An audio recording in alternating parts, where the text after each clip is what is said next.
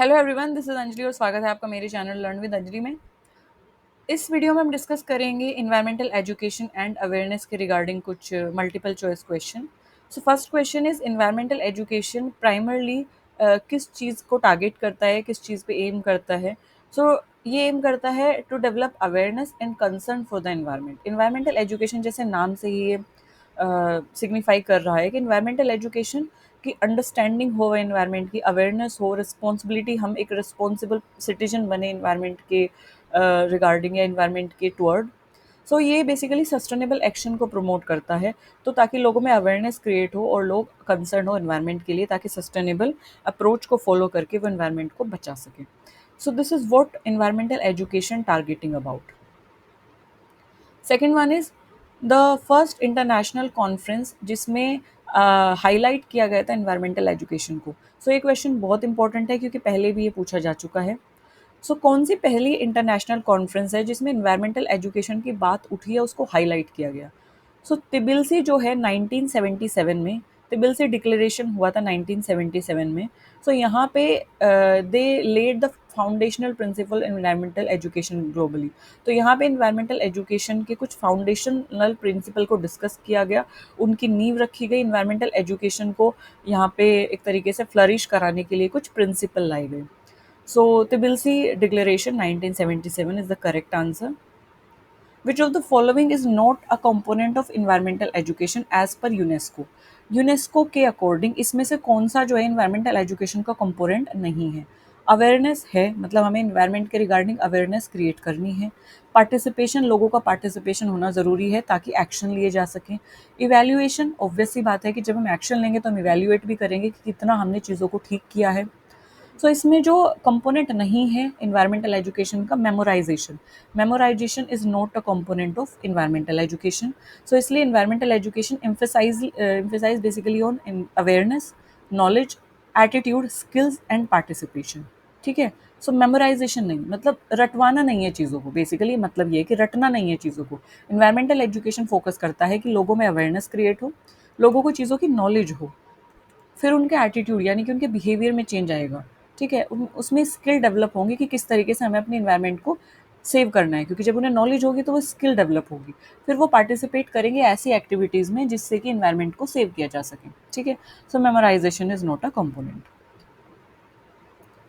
What does EE stand in the environmental science context? Environmental science में EE का मतलब क्या है? इन्वायरमेंटल साइंस में ईई का मतलब है ई से इन्वायरमेंट, ई से एजुकेशन।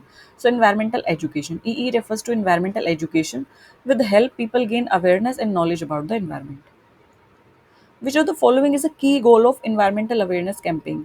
इसमें से कौन सा जो है वो मेन गोल है या एक तरीके से एम है इन्वायरमेंटल अवेयरनेस कैंपेन का? इन्वायरमेंटल अवेयरनेस कैंपेन क्या चाहते हैं, ये पूछा गया है। सो वो चाहते हैं कि हमारे बिहेवियर में चेंज आए, हमारे एटीट्यूड में चेंज आए, और हमारा जो स्किल सेट हो, हमारा जो बिहेवियर हो, हमारा जो एटीट्यूड हो, वो नेचर के टर्म में पॉजिटिव हो, है ना।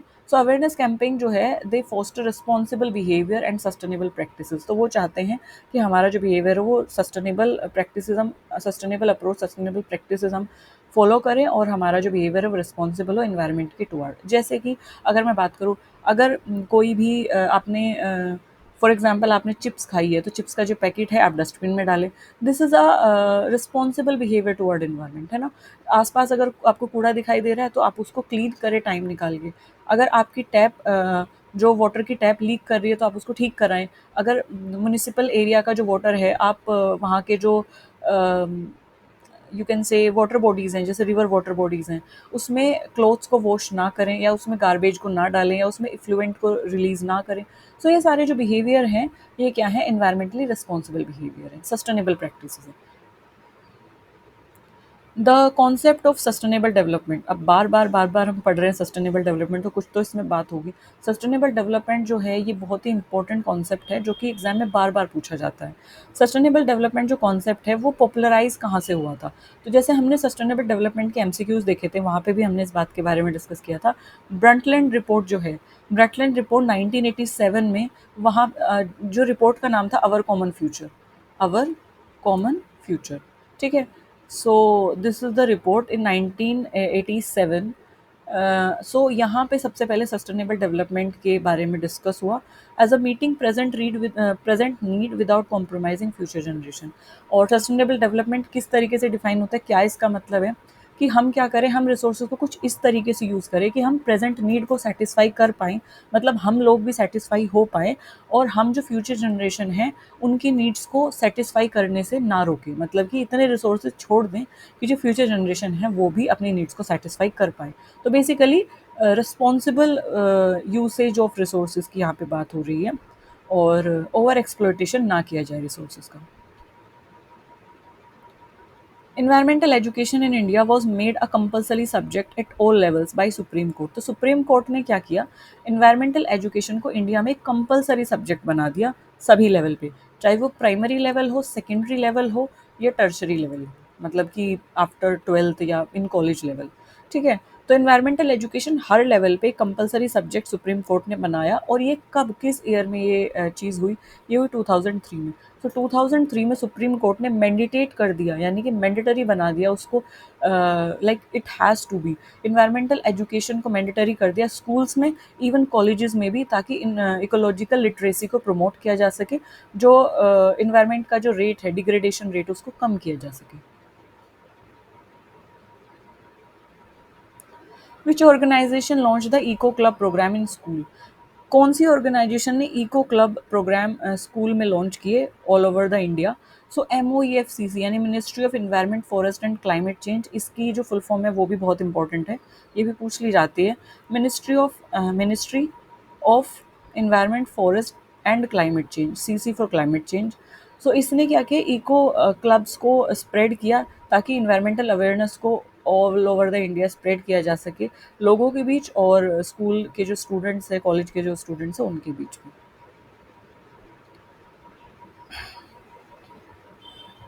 इन्वायरमेंटल अवेयरनेस जो है वो इम्पॉर्टेंट है, क्यों? इन्वायरमेंटल अवेयरनेस इंपॉर्टेंट है क्योंकि ये लोगों को एम्पावर करता है ताकि वो ऐसे डिसीजंस ले सके जो कि इन्वायरमेंट के हित में हो, साथ ही साथ डेवलपमेंट के हित में हो, यानी कि एक सस्टेनेबल अप्रोच को फॉलो करके वो सस्टेनेबल एक तरीके से डिसीजंस ले सकें। तो इन्वायरमेंटल अवेयरनेस जो है लोगों को अवेयर करता है ताकि इंडिविजुअल्स जो है इन्वायरमेंट को समझ के, इन्वायरमेंटल इश्यूज़ को समझ के कुछ ऐसे स्टेप्स उठा सके, प्रोएक्टिव स्टेप्स उठा सके, मतलब कि पहले से वो ऐसे प्रिकॉशंस ले सकें ताकि इन्वायरमेंट जो है वो बचाया जा सके। मतलब कि अगर मान लो सपोज़ करो कि जब कोई चीज़ हो जाती है, यानी कि इन्वायरमेंटल इश्यू अगर क्रिएट हो जाता है, एसिडिफिकेशन हो जाता है, ओज़ोन डिप्लीशन हो जाता है, तो तब भी तो हम उस पे काम करेंगे ना। तब काम करने से बेटर है कि हम प्रोएक्टिव अप्रोच लें, मतलब पहले से उस चीज़ को रोकना स्टार्ट करें, पहले से उस चीज़ में देखें कि हमें कहाँ पे सावधानी रखने की ज़रूरत है, कहाँ पे हमें स्टेप्स लेने की ज़रूरत है, सस्टेनेबल अप्रोच कहाँ पे अपनाने की ज़रूरत है। ठीक है, तो इसलिए इन्वायरमेंटल अवेयरनेस ज़रूरी है। One of the main strategy of promoting environmental awareness among rural community, अगर हम बात करें गांव के लोगों की, अगर हम ग्रामीण क्षेत्रों की बात करें या ऐसे क्षेत्रों की बात करें जो जहाँ पे उतनी रिसोर्सेज अवेलेबल नहीं हैं, उतनी एजुकेशन अवेलेबल नहीं है, हेल्थ फैसिलिटीज़ अवेलेबल नहीं हैं, लोग वहाँ तक नहीं पहुँच पाते हैं, एजुकेशन अवेलेबल नहीं है। सो वहाँ के लोगों को इन्वायरमेंटल अवेयरनेस हम किस तरीके से वहाँ पे प्रमोट कर सकते हैं, वहाँ के लोगों को इन्वायरमेंटली हम कैसे अवेयर कर सकते हैं। तो community participation and outreach program जो हैं, तो पार्टिसिपेशन बेस्ड अप्रोच जो हैं, they are effective in educating rural population due to cultural and contextual relevance.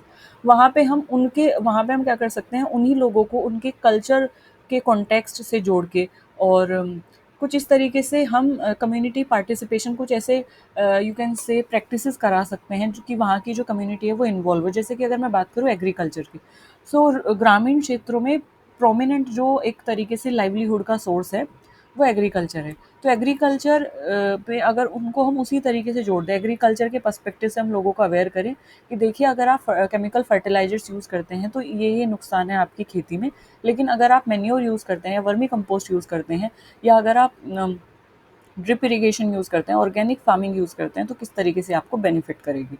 तो यानी कि उन्हीं के कॉन्टेक्स्ट से जोड़ के हम पार्टिसिपेट करा सकते हैं। तो इस तरीके के अप्रोचेज़ यूज़ करके हम एनवायरनमेंट को भी सेव कर लेंगे, और जो ग्रामीण क्षेत्रों के या रूरल कम्युनिटीज़ के जो लोग हैं, उनमें भी एनवायरमेंटल एजुकेशन को प्रमोट कर पाएँगे।